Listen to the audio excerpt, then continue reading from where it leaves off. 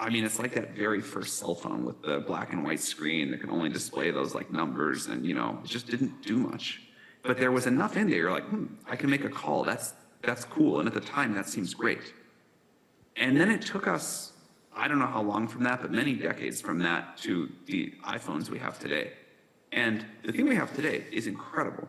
And it took a massive amount of scaling in all these different ways to get there. But we have now is like unimaginable at the time of those like first primitive cell phones. And I think that's why we have to push forward. We're at this barely useful cell phone. But people still like making phone calls, it turns out. And if you can make a better way for them to do it so they can go walk around the world while they do it, sure, that's great. But that's not what we want to deliver. We want to deliver the iPhone 16 or 15 or whatever the current one is. And what's the timeline to reach the iPhone 16 from the current Motorola that we have? You got to be a little patient. That's like it took the world a while to do that last time around. So give us some time. But I will say, I think in a few more years, it'll be much better than it is now. And in a decade, it should be pretty remarkable. And if we're going to compare GPT-4 to GPT-5, because you're at the cusp of this, you're actually seeing it at the forefront. What is the difference? Like, if I'm excited about GPT-5, what should I be excited about?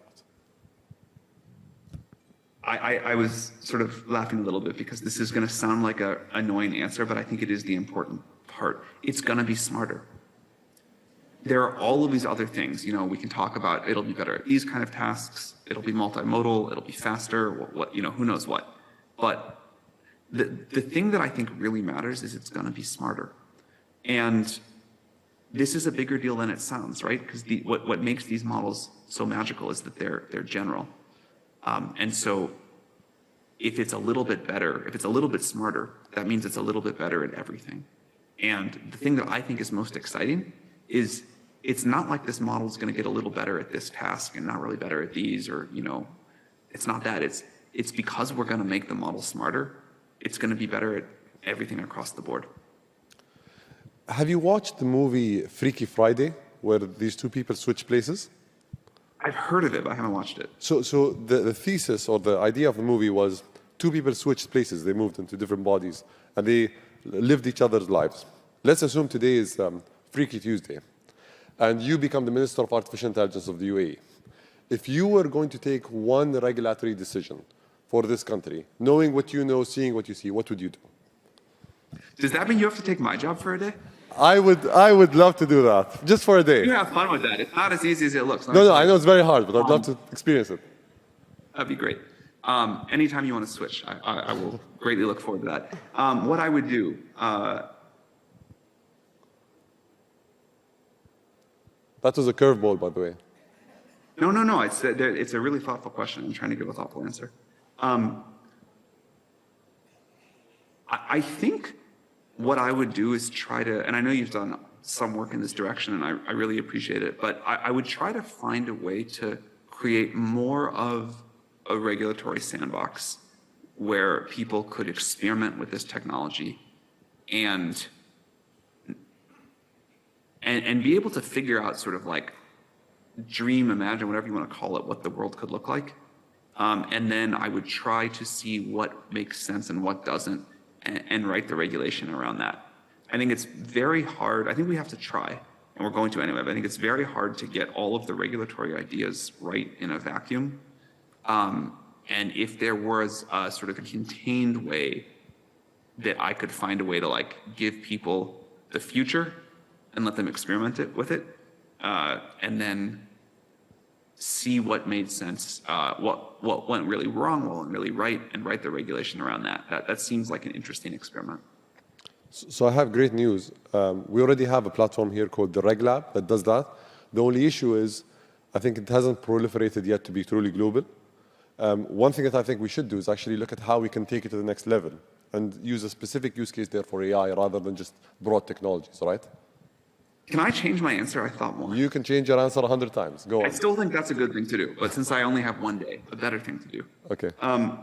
One thing that I have been thinking about, so the world is going to try all of these different regulatory approaches. There will be your sandbox. I think it's awesome that you have that. Other people do other things.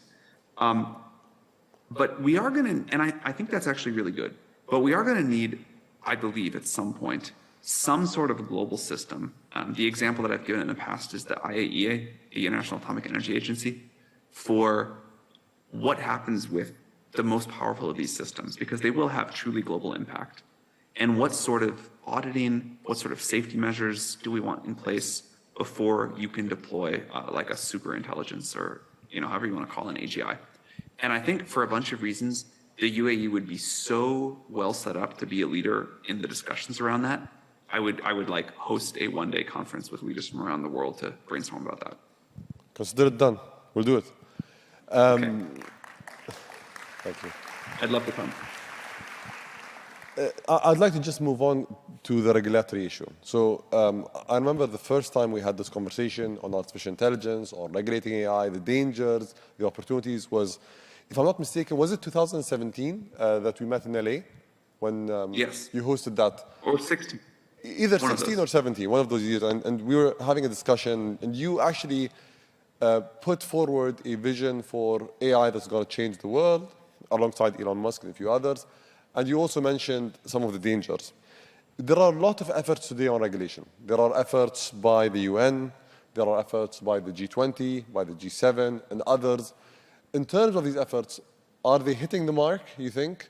Is there something else that we need to do? We have a lot of people here that represent international organizations and that represent governments. What more should we do? And if it's doing well, how can we make it even better? Frankly speaking, I think we're still in the stage, and this is not necessarily bad, but we're still in the stage of a lot of discussion. So there's, everybody in the world is having a conference, everybody's got an idea, a policy paper, and that's okay. I think we're still at a time where debate is needed and healthy. But at some point in the next few years, I think we have to move towards like an action plan with real buy-in around the world. Can you elaborate a little bit on that? Like exactly what is necessary to make that happen? I honestly don't think that is for OpenAI to say. I mean, we have a lot of ideas. We've tried to contribute them to the discussion. I think a lot of other people have a lot of ideas. This is a big thing. Like, this is going to touch all of us, and this is going to, I am very high conviction that we can manage our way through this, but it's going to take a great deal of collaboration, and it's going to take our leaders of the world coming together. And, that's, I think, not for us to set. Maybe another thing that we can just jump to quickly. If we're going to talk about governments that do not have the resources of a company like OpenAI or a country like the UAE, countries that are limited in their resources and the, let's say, directions that they can take on these things, what advice do you have for them on the LLM race right now? What should they do? Should they use, in your opinion, closed source or open source tools? Should we choose sides, or should we just go for the best application and the best utility? How would you go about this? We're giving this a lot of thought. We're trying to, we want to have like an offering that makes sense for countries that want to offer AI services. But in the meantime, I think what people are doing right now, which is just sort of use these APIs or run open source models, I think that'll make sense. I think, if I'm not mistaken, you guys open sourced GPT-3. Is that correct? GPT-2 we did, I don't think 3. GPT-2, okay. Is there a sense that you guys are going to open source the models as you launch new ones? So, for example, as 5 comes along, you're going to open source 3. Is that something that you guys are thinking about, or is that not on the table? I think you should expect us to open source more things over time, but exactly what and when and how we're trying to figure out. There are like great open source models, open source language models out in the world now. And, I don't think what the world needs is like another similar model. So we'd like to do something that is helpful and new, and we're trying to figure out what that might be. I'd like to now just jump into something that the fear-mongers and the opportunists talk about. What is the most thing that you fear when it comes to the deployment of AI, and the most thing you're optimistic about? Like, if I'm going to tell you what keeps you up at night and what keeps you going in the morning, give me one reason for that and one reason for the other. The keep up at night is easy. It's all of the sci-fi stuff. I think sci-fi writers are a very smart bunch, and in the decades of sci-fi about AI, there have been unbelievably creative ways to imagine that how this can go wrong, and I think most of them are like comical, but there's some things in there that are easy to imagine where things really go wrong. And I'm not that interested in like the killer robots walking down the street direction of things going wrong. I'm much more interested in the like very subtle societal misalignments where we just have these systems out in society and through no particular ill intention, things just go horribly wrong. But the thing that wakes me up in the morning with energy every day is what I actually believe is things are just going to go tremendously right. We got to work hard to mitigate all of the downside cases. They are, I think, very significant and real potentials to confront. But the reason that we go think so hard about how to deploy this technology safely is the upside is remarkable. I think we can easily imagine a world in the not super distant future where everybody's got a better life than people have today. I think we can raise the standard of living so incredibly much if everybody has access to abundant amounts of really high quality intelligence and they can use those tools to create whatever they want to do. That's like pretty amazing.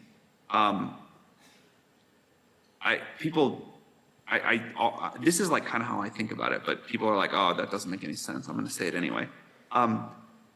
If you think about everybody on Earth getting the resources of a company of like hundreds of thousands of really competent people, and what that would do, if you have like an AI programmer, AI lawyer, AI marketer, AI strategist, and not just one of those, but many of each, and you get to sort of like decide how to use that to kind of create whatever you want to create, we're all going to get a lot of great stuff. The creative power of humanity with tools like that should be remarkable. So that's, I think, what gets us all up every morning. My final question. Let's imagine that you're sitting right now in front of a teenager in Turkey, another teenager in the Middle East somewhere, like let's say Qatar or the UAE, and someone that's in Africa or Asia. And they're all asking you, what should we do in the future? How can we ensure that this doesn't take our jobs? How can we ensure that we are relevant in the AI age? How can we be part of this future that you just laid out that's very optimistic, that's extremely exciting? What would you recommend they do? Should they study something as a specific domain? Should they take a certain course? Should we just play with the technology? What advice do you have for them? The first thing I would say is you are unbelievably lucky. You are coming of age at probably the best time in human history. You understand this technology. Young people are always the early adopters of technology, almost always, but certainly in this case. And you will be able to use these tools to do things that the people in the generation before you couldn't even imagine. You will have your entire career flooded with opportunity and the ability to do amazing new things. You'll be able to start companies that are phenomenally more impactful and successful than people the generation before you could. You will live in this incredibly expansionary opportunity, like just flooded with time of like massive opportunity, and you can kind of go do whatever you want. I think the ground under us all is shifting, the rules are changing, but the amount of value that'll be created and the ability for an individual to create a vision and will, it's a great time.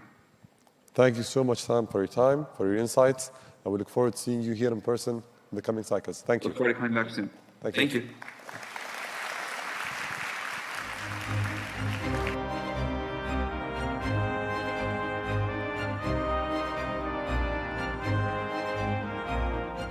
Distinguished guests, our next session is titled, Will AI Lead Us to Our End? With Dr. Jan LeCun, Turing Award Laureate, Vice President, and Chief AI Scientist at Meta. This session is moderated by Nate Langson from Bloomberg.